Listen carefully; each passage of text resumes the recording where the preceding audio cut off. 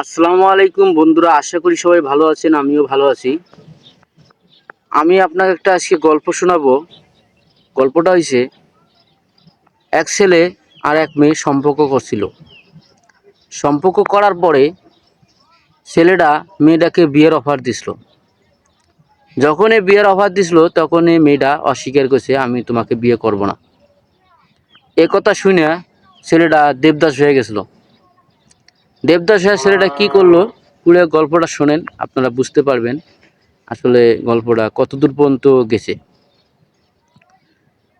ছেলেটা দেবদাস হওয়ার পরে কয়েকদিন ভাত খায় নাই। ভাত না খায় কি করছে, ছেলেটা শুধুমাত্র খালি রুটি খাইছে। রুটি খায়া ছেলেটা এক এক করে এরম করে 3টা বছর ছেলেটা রুটি খাইছে। রুটি খাওয়ার পরে ছেলেটার কি হয়েছে আপনারা শোনেন। রুটি খাওয়ার পরে ছেলেটা পেটের মধ্যে পাথর হয়েছে। পাথর হওয়ার পরে ছেলেটা অনেক ডাক্তার দেখাইছে, দেখার পরে ছেলেটা সুস্থ হয় না। পরে কি করলো, ছেলেটাকে পপুলার মধ্যে ভর্তি করাইলো। পপুলার মধ্যে ভর্তি করার পরে ছেলেটা মোটামুটি এখন সুস্থ হয়েছে। সুস্থ হওয়ার পরে ছেলেটা কি করলো, অনেক জায়গায় ঘুরলো, বিয়ে করব বিয়ে করব, বিয়ে দেওয়ার লেগে ওরে চেষ্টা করলো, ও বিয়ে করব না। পরে আবার ছেলেটা মেয়েটার কাছে গেছে।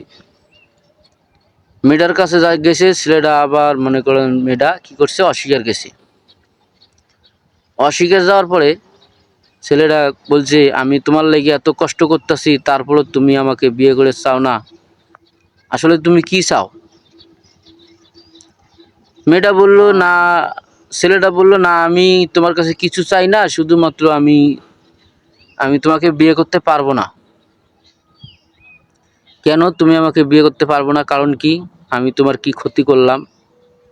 ছেলেটা বলল না, তুমি আমার কোনো ক্ষতি করো নাই, আমি বিয়ে করব না তোমারে, আমি অন্য এক ছেলেরে পছন্দ করি। তখন এই কথাটা মেয়েটা বলল, তখন ছেলেটা অসুস্থ হয়ে গেল। কি, এতদিন তুমি আমাকে বিয়ে করার স্বপ্ন দেখাইলা, দেখার পরে মাঝতে না করলা, আমি তোমার লেগে 3 বছর রুটি খাইলাম, ভাত খাইলাম না, তারপরও তুমি আমাকে বিয়ে করতে চাও না, এটা কেমন কথা? এটা তো অন্যায়, অবিচার। এই কথা কওয়ার পরে হঠাৎ করে ছেলেটা অজ্ঞান হয়ে গেছে। অজ্ঞান হয়ে যাওয়ার পরে ছেলেটা অনেক ডাক্তার দেওয়ার পরে সুস্থ হয়েছে। তারপরে হঠাৎ করে শুনি মেয়েটা নাকি আর এক ছেলের লগে ভাইগে গেছে।